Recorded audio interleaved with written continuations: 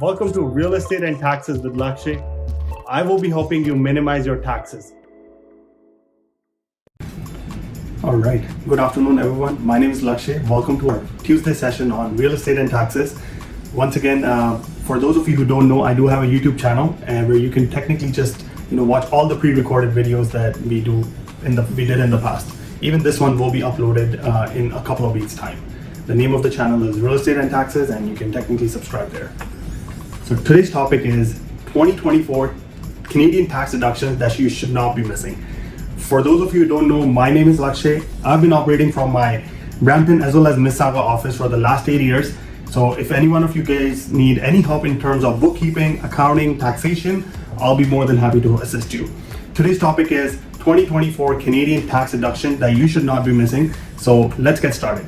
So agenda is we're going to be first talking about the tax deadlines, followed by the commonly claimed business expenses and the commonly missed tax deductions, followed by some of the ineligible tax write-offs and how you should be doing record keeping. So when it comes to tax deadlines, the first thing you need to remember is the very first day tax season starting on February 24, 2024.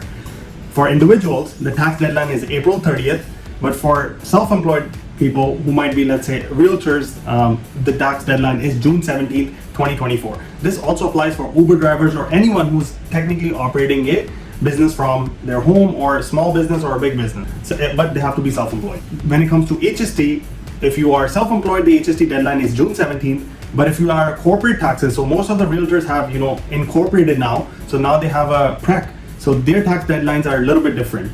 The very first tax deadline is issuing yourself a T4 or a T5 from your own business, which is February 29th, 2024, approximately 15 days. So if you haven't reached out to your accountant in terms of figuring out if you want to issue a dividend or a salary, now is the time to reach out to them and basically, figure that part out. Otherwise, after 29th of February, there is a $100 penalty on all the T4 or T4 slips that you're going to issue after that deadline. For when it comes to HST, it is 3 months after the year end. So if your year end was Jan to December, so after December, we have 3 months to file HST, meaning March 31st. And if you have corporate taxes, you can basically, as a PREC owner, you can pay your corporate taxes. You're basically filing 6 months after the year end. All of my clients, I try to wrap them up in the first 3 months of the year, after the year basically, because things get busy, money gets used up, and most of the time, there's a big chunk of HST sitting in the bank account. So it's always good to send out some installments and reduce some of the tax liability in advance. So basically, when you see a tax bill at the end of the day, even if you did $100,000 of sale, for example, right, you're going to have collected $13,000 in HST. That is a very big, hefty amount. If you have not paid any installment in the past, it's going to really bite you at the end of the day. So what I would recommend is go ahead and start doing installments with CRA. This will make your life a lot easier. Now let's look at common business expenses that most of you guys are aware of or are already claiming. I just want to refresh your memory for 2024. So telephone and utility, whatever percentage of your business is being used, whether it be, let's assume you're using home office for your making your client calls, follow up, and you're using home office utilities, you can use a percentage of it, of the cost, and write it off against your tax income, which is your PREC or any sort of business that you're operating from your home. When it comes to business licenses, it could be TREP, RICO, all of these fees are deductible. The desks, the computers that you're buying are also capital costs that can be written off against your taxable income. Charitable donations, you can write off up until 75% of the receipt. So if you donated $100, you can go write off basically $75. Delivery and shipping charges, salaries and wages.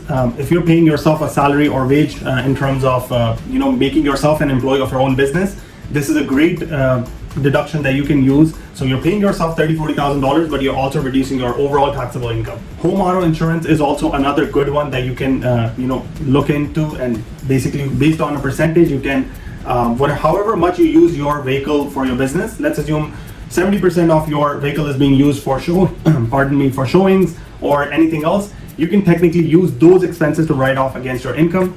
Interest on business loans is another good one to use because a lot of people have taken a lot of debt, lending fees to close on these properties. This is all can be written off provided it's an investment property. Motor vehicle expenses I already talked about. Office expenses, it could be printer cost, ink, anything related to home office that you may need lighting, you may need additional cell phone, or anything that is making you spend additional money on your official or business, you can basically write it off. Professional fees that you pay to your accountant is also can be written off. Rent, if you are basically renting a Regus office, WeWork, or any sort of desk fee that you're paying, those type of fees can also be written off against your taxable income. And the cost of startup, basically when you incorporate your business, the bank account is not open, but you personally pay for the cost of incorporation. So that incorporation costs can technically be written off. Now let's talk about, we talked about what are some of the common deductions that already you may be aware of. Now let's talk about some of the missed deductions, because this is where a lot of people forget that they can also claim this on their taxes. 2023 was not the best year when it comes to real estate, so a lot of people had to forego their deposits because they couldn't simply afford, their income wasn't enough to basically close out on those properties. So what did they do? They basically forgiven the deposit. So had they paid for pre-construction a $70,000-$80,000 deposit, now if they don't close, the builder is not going to return that money. So what can you do? You can technically write it off on your taxes. Is it going to be a capital expense, capital loss, or is it going to be 100% business loss? That can be determined when you speak to your accountant based on what your business activities are. So, but don't forget about this one. It's a very big one. The second one is commission rebates. A lot of the time you are giving client cash back from your commission or any sort of gifts that you may be giving to the client in order to successfully close out on the transaction. This is also deductible, so don't forget to write off your commission rebates against your taxable income. This third one is union or professional dues or licensing examination. So there are two ways you can claim it. You can use the tuition form that you can claim it as a percentage of how much tuition you paid to pass your real estate courses, or you can write off 100%. My opinion is write it off 100% when you have the ability, because why only claim percentage on a tuition form when on a statement of business and professional expenses you can write off 100%. So this is, not a lot of people know about this, but you can write off the entire amount that you have paid for tuition on your taxes. Even the insurance premiums that you're paying for your profession or anything, yearly licensing fees, this can technically be written off. Another one is moving expenses. So if your job requires you to move to a new place that is at least 40 kilometers closer to the place of work, you can write off those moving expenses on your taxes. So a lot of people, move from one province to another, those costs of moving, or even if you're just doing going by car, right? Those moving costs can be claimed provided you were moving for employment purposes. Student loan interest, that is another big one, that if you have taken a loan to pay for your education, that student loan interest can actually be written off against your taxes, whether it be line of credit or anything of that sort.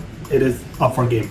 Number 6 is overnight camp and summer day expenses. So most of you guys know childcare expenses are claimable. You pay for daycare and you claim that expenses. But what happens if you send your child for overnight camps or summer day camps? Those are technically not daycare. Are they still claimable? Well, the answer is yes. You can claim summer day camps or overnight camps on your taxes as part of childcare expenses. And number 7 is employment expenses. So a lot of people, basically they're working from home, but they don't keep a detailed record of if they have purchased a telephone or desk or utilities. If you can get your employer to write off, it's a form called T2200. This can actually help you pay lower taxes, because the form basically says that all of the expenses that the employee has done to set up the home office, he can basically claim it because he wasn't reimbursed from the employer. If you're getting reimbursed from the employer for the expenses for setting up your home office, it's not allowed. But otherwise, if you're using your car, or you are a sales commission employee, you can technically write off all of those expenses on your personal taxes. It is very much helpful in reducing your taxes. Some of the people that are in IT product sales, they are in 6-figure and they're in the highest tax bracket. It's important to use this strategy to kind of reduce your own taxes and get a refund. Now let's look at we talked about the expenses that are most commonly used, then we talked about the expenses that were commonly missed. But what about the expenses that are not allowed? Well, if you have a property and you are collecting rent from it, and you drive to the property and collect rent, and you want to claim the gas that you spent on going to your own property, or you're fixing up your rental property and you want to pay yourself for your labor, well, that is not allowed. So it's not allowed to claim your own labor expenses. Any cost even that is reimbursed by an insurance company, let's assume you got a dental plan from the company, but you paid out of pocket, you cannot double dip. You cannot claim it in medical expenses and then get reimbursed from the company. Whatever expenses are reimbursed by your employer, those are not eligible for tax deductions. Any portion of any bills that you have used for personal matters is also not used. Let's say you had a legal lawsuit that you're fighting, personally, that is not allowed to be claimed on your taxes. Interest on personal loans even is not allowed to be claimed on your taxes.